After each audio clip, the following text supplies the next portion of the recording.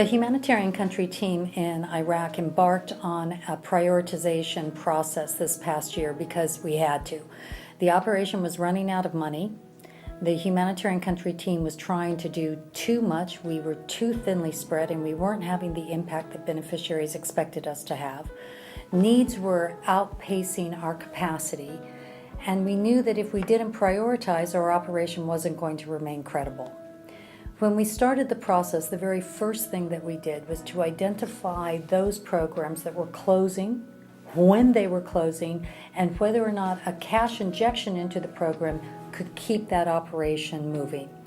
That was a process that involved all of the clusters, and the clusters themselves are the ones who sat down and looked at the programs and identified which ones needed to be supported immediately.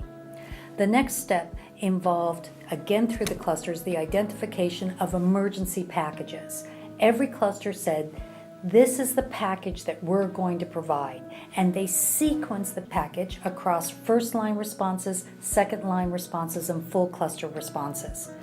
Now, the packages were minimum packages, and that means that they didn't meet the international standard for the cluster.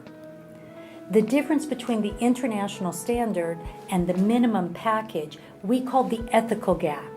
That's the difference between the internationally agreed standard and what we knew that we could do.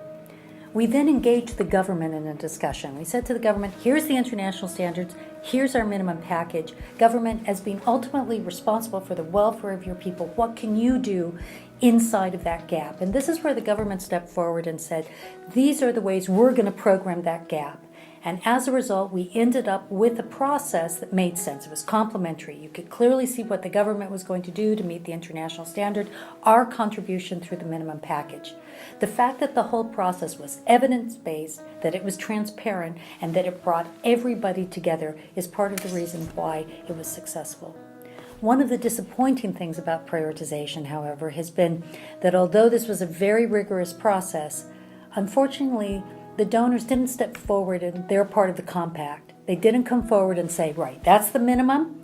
We're going to make sure that you have the money you need for that. This is why we're engaged in an intense dialogue with them right now. We hope that changes. We hope the international community steps forward and ensures that those minimum packages are covered.